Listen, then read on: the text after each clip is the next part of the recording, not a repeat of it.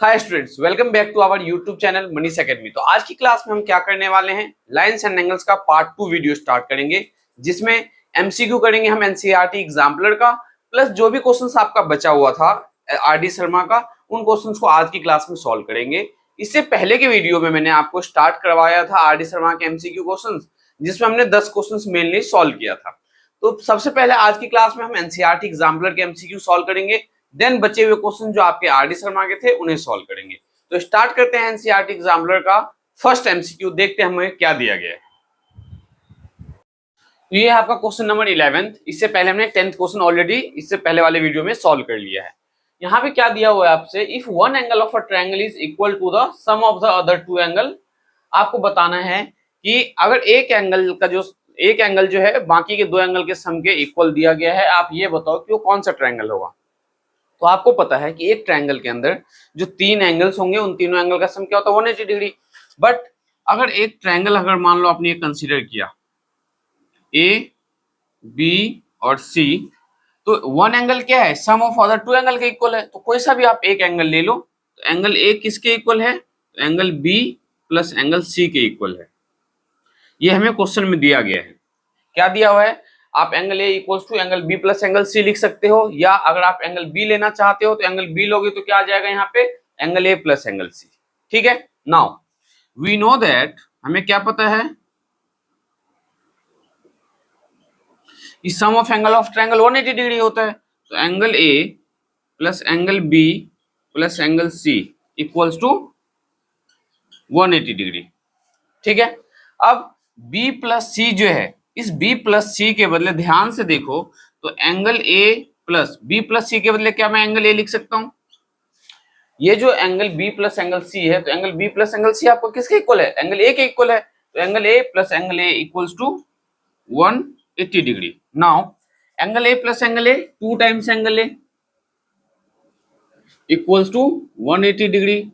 तो angle a क्या आ गया आपका, 180 डिग्री डिवाइडेड बाय 2, तो एंगल ए आ गया आपका 90 डिग्री।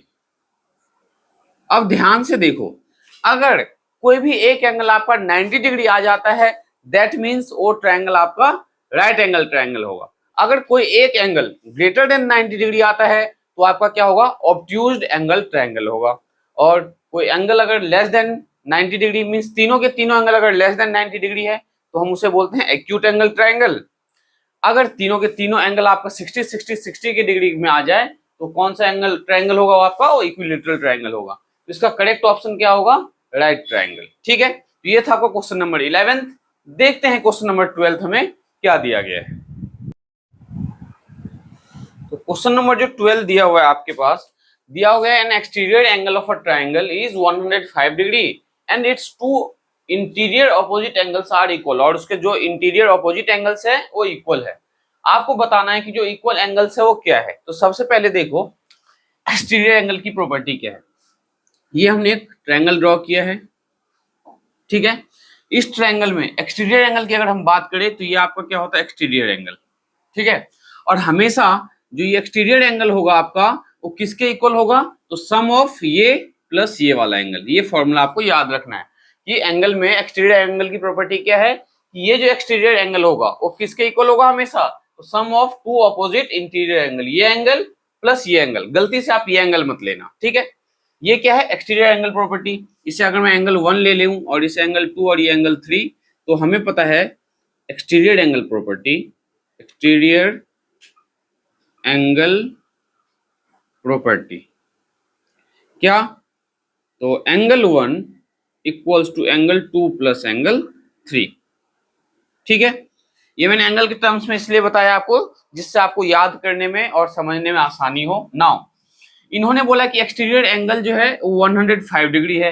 इसमें एक्सटीरियर एंगल कौन सा है, एंगल 1 है, तो यहाँ 105 डिग्री ले लो आप, equals to and its two interior opposite angle equal है। इसके जो इंटीरियर ऑपोजिट एंगल है वो इक्वल है, दैट मींस एंगल 2 और एंगल 3 इक्वल है। तो अगर एंगल 2 को मैं x मान लेता हूं तो क्या एंगल 3 भी x होगा। दोनों के दोनों जो ऑपोजिट इंटीरियर एंगल है वो इक्वल है। इसका मतलब ये हुआ कि इसे अगर आपने x मान लिया तो ये भी x हो जाएगा, या आपने एंगल 3 को x मान लिया तो एंगल 2 भी x हो जाएगा। तो हम एंगल 2 के बदले क्या लिखेंगे, x डिग्री प्लस एंगल 3 के बदले भी x डिग्री।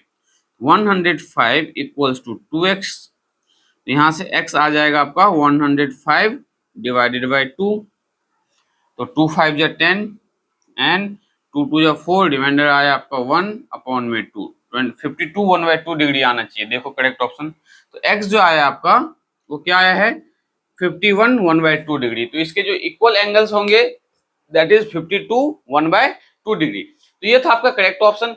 एक्सटीरियर एंगल के प्रॉपर्टी का हमने क्या यूज किया कि ये जो अपोजिट ये एक्सटीरियर जो एंगल है हमेशा, जैसे ये देखो ये एक ट्रायंगल है, ये जो एंगल है हमेशा किसके इक्वल होगा, तो सम ऑफ ये प्लस ये, इन दोनों का जो सम होगा that will be equals to exterior angle. इसी एक्सटीरियर एंगल की प्रॉपर्टी को ध्यान में रखना और जब कभी एक्सटीरियर एंगल का क्वेश्चन आए तो इसी मेथड से आपको सॉल्व करना है। ठीक है, तो अब देखते हैं क्वेश्चन नंबर 13 हमें कैसे सॉल्व करना है। क्वेश्चन नंबर 13 में हमें बोला गया है if the angles of a triangle are in the ratio, जो एंगल्स है ट्रायंगल का किस रेशियो में है 5:3:7 में, हमें बताना है कि ये ट्रायंगल कौन से टाइप का होगा, एक्यूट एंगल ट्रायंगल होगा या ऑब्ट्यूज एंगल ट्रायंगल होगा या राइट एंगल ट्रायंगल होगा या आइसोसेलेस ट्रायंगल होगा। फोर्थ ऑप्शन मैंने यहाँ पे नहीं लिखा है स्पेस की वजह से। नाउ ध्यान से देखो, लेट द एंगल्स बी क्या हो जाएगा आपका 5 है रेशियो, तो 5x, 3x, 7x, ये तीन एंगल है। अब इस तीनों एंगल का सम 180 डिग्री पुट करेंगे हम, तो 5x plus 3x plus 7x equals to 180 degree. Sum of angle of a triangle, sum of angles of a triangle. अब ध्यान से देखो 5 प्लस 3 8 और ये क्या हो जाएगा आपका 15x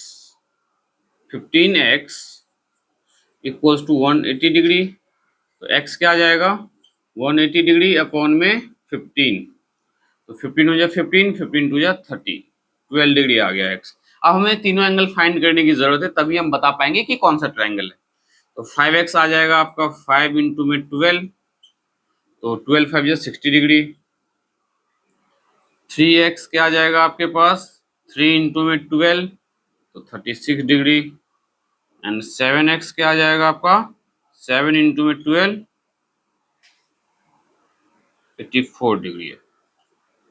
अब मैंने आपको इससे पहले ही क्वेश्चन में बताया था कि अगर तीनों के तीनों एंगल एक्यूट हो, एक्यूट मतलब मैंने इंट्रोडक्शन वीडियो में बताया था जो लेस देन 90 डिग्री होता है, तो यहाँ पे ध्यान से देखो तीनों एंगल लेस देन 90 डिग्री है, तो जो अगर तीनों एंगल लेस देन 90 डिग्री होता है किसी ट्रायंगल में, उस टाइप के ट्रायंगल को हम बोलते हैं एक्यूट एंगल ट्रायंगल। अगर इन तीनों में से कोई भी एक एंगल आपका ग्रेटर देन 90 होगा तो क्या हो जाता ऑब्ट्यूज एंगल ट्रायंगल, अगर कोई एक एंगल 90 डिग्री होता तो क्या हो जाता ये राइट एंगल ट्रायंगल। तो इसका करेक्ट ऑप्शन क्या है एक्यूट एंगल ट्रायंगल, तो मार्क कर लेना इसका ऑप्शन ए। अब देखते हैं क्वेश्चन नंबर 14। तो क्वेश्चन नंबर 14 में क्या दिया गया, if one angle of a triangle is 130 degree, एक जो एंगल है ट्रायंगल का वो 130 डिग्री दिया हुआ है आपके पास, then the angle between the bisector of the other two angle के जो बाइसेक्टर है उसके बीच का एंगल क्या होगा। तो ध्यान से देखो इसका फिगर कैसे ड्रॉ करोगे आप। ये एक ट्रायंगल है, इस ट्रायंगल का मान लो ये एंगल हमारा कितना है 130 डिग्री, ये है आपका 130 डिग्री, ये है एंगल ए, इसे ले लिया हमने बी और इसे हमने ले लिया एंगल सी। ठीक है, अब बाइसेक्टर बी का और सी का, तो बी का बाइसेक्टर का मतलब है बी को जो दो इक्वल पार्ट में डिवाइड करता हो, तो ये लो आपने ये ड्रॉ कर दिया, और सी का बाइसेक्टर इनको ज्वाइन कर दो। क्या किया हमने, तो बाइसेक्टर बी का ड्रॉ किया और बाइसेक्टर सी का ड्रॉ किया। अब आप इससे पूछ रहा था angle between the bisector of the two other angle, इन दोनों एंगल का बाइसेक्टर क्या है ये, तो हमें कौन सा एंगल पूछ रहा है, ये एंगल पूछ रहा है हमसे, ये एंगल, इसको ओ ले लेते हैं, BOC फाइंड करना है। अब BOC कैसे फाइंड करें, क्या मेथड है इसे फाइंड करने का, तो बहुत ही सिंपल है, ध्यान से सुनना।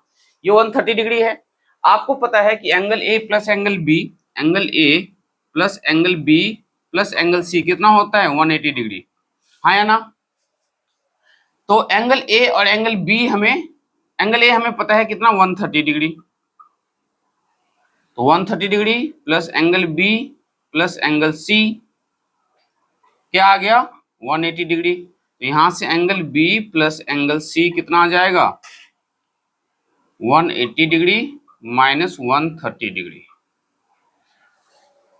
तो angle B plus angle C equals to आएगा आपके पास 50 डिग्री।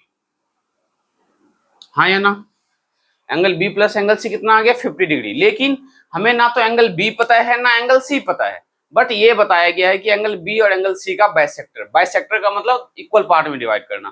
तो हम यहाँ पे क्या करने वाले हैं 2 से डिवाइड करने वाले हैं, डिवाइड बाय 2, इसे भी ये भी और ये भी। तो हमें क्या मिल जाएगा half of angle B plus half of angle C equals to 25 degree.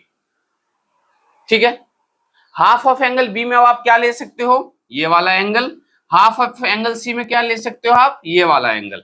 ठीक है, तो ध्यान से देखो अब मैं क्या लिखने वाला हूं, एंगल बी ओ सी। अब मैं कौन सा ट्रायंगल ले रहा हूं तो अंदर वाला triangle, in triangle B O सी।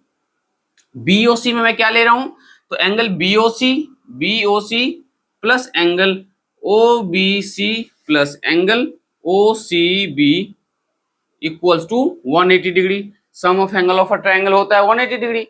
अब ये जो हाफ हमने यूज किया ना, हाफ ऑफ बी और हाफ ऑफ सी, इस हाफ ऑफ बी और हाफ ऑफ सी का मतलब है ओबीसी प्लस ओसीबी।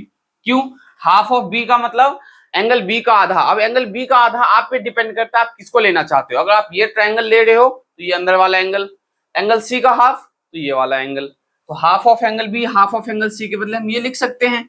तो angle B O C plus half of B और हाफ ऑफ सी की वैल्यू क्या है हमारे पास 25 डिग्री। यहाँ पे हम 25 पुट कर देंगे तो 25 डिग्री इक्वल्स टू 180 डिग्री। तो एंगल बी ओ सी क्या आ जाएगा 180 डिग्री माइनस 25 डिग्री। तो angle B O C equals to 10 में से 5 गया तो 5, 7 में से 2 5 और ये 155 डिग्री। ये है आपका फाइनल आंसर। तो ये था आपका क्वेश्चन नंबर 14 जो कि बहुत अच्छे से आपको समझ में आया होगा।